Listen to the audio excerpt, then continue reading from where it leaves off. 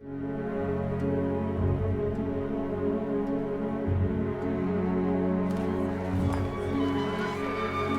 I first talked to Tim about Sweeney Todd, he, in his own expressive way, said he wanted to create a world that felt sort of mid-Victorian and a poorly world that these people lived in without making it too precious.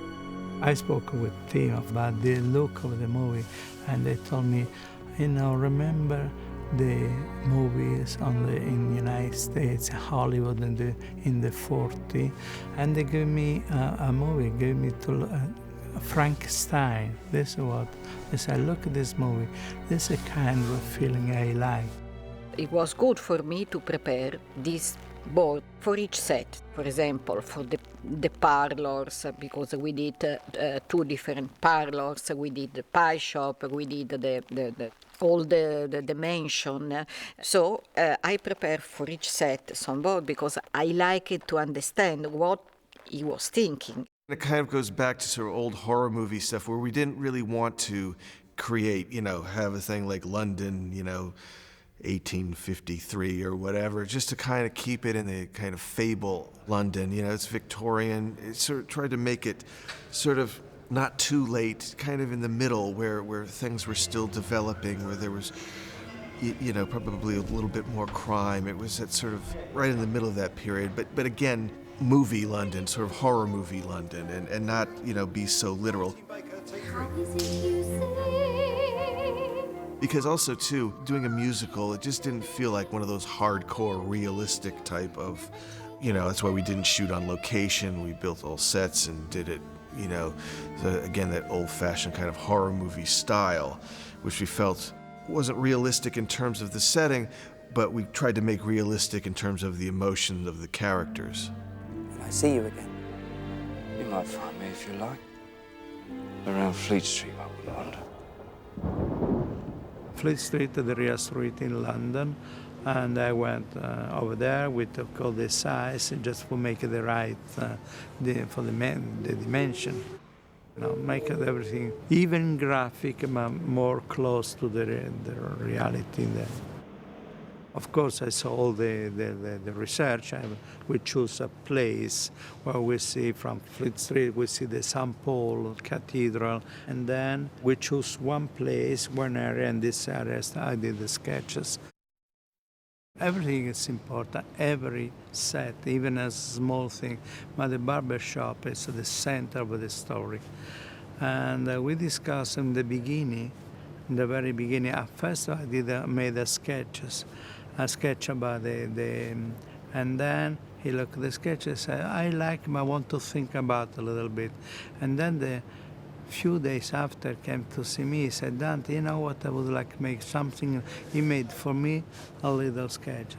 And then he looked at the wall and found the same idea I already made in just the wall. He said, oh, you already made the big window, which it's very important for the story with all the light. We were on the same wave. The barbershop, we did 3 different barbershop because we start with the happy moment. The dressing in the first period, it was, with flowers, with color, and then they change a lot, We are on the Dunstan market with this, what is on top of there, it's already wrought. We built this actually in very short time, almost in 10 weeks.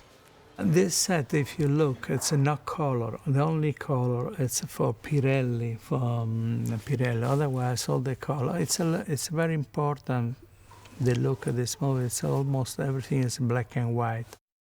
If you look around, the only color is some green and stuff, just otherwise, all the walls of the shops, everything is almost already desaturated. We've gone for a slightly desaturated quality, but we tried to do that as much up front.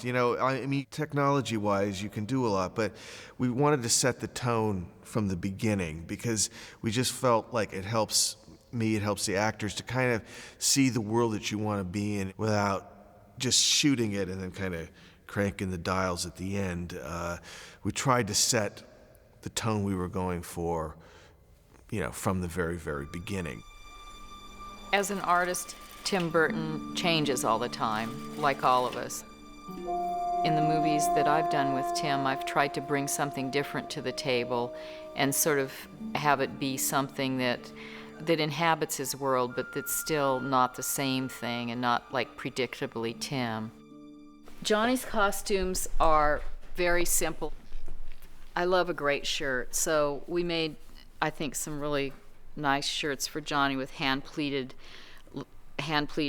bibs and then little embroidery up the side like he might have had them made in a foreign land when he comes to London. This is his leather coat that I developed and had manufactured in Italy by a company. I did the design and the first prototype, and then they came through with me big time, but it's got a lot of handwork in it.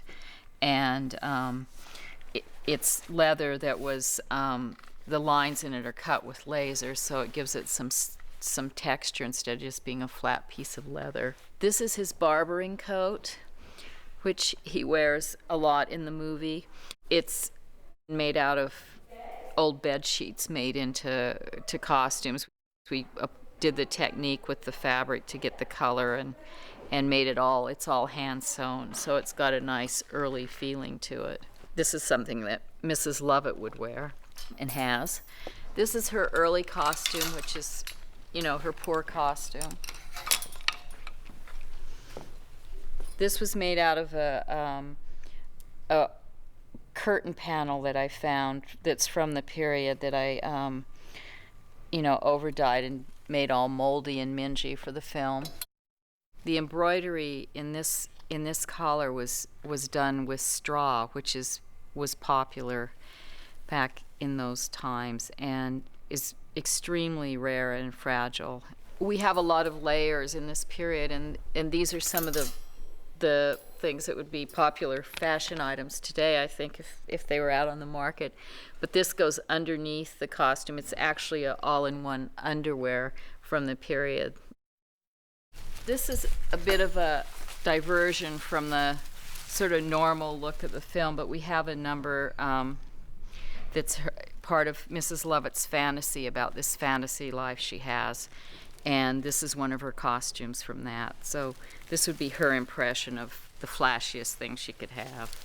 It's Johnny's bathing suit, which at first we weren't going to use. He was like, oh, I don't know if I want to do that. But then we all decided it would be a pretty good thing and a great laugh if he did it. What I love the most about making movies is that every movie is different, that you're always learning new things, that you can always develop new ideas. And, especially with Tim, he's a director that appreciates the texture and the sort of nuances of costume. That's a real treat for a costume designer to work with. Tim, all the movies he did is something special because it's not only a director, it's very creative, it's very, all the movies you go to see, every movie are different, every movie, but always with a very big fantasy.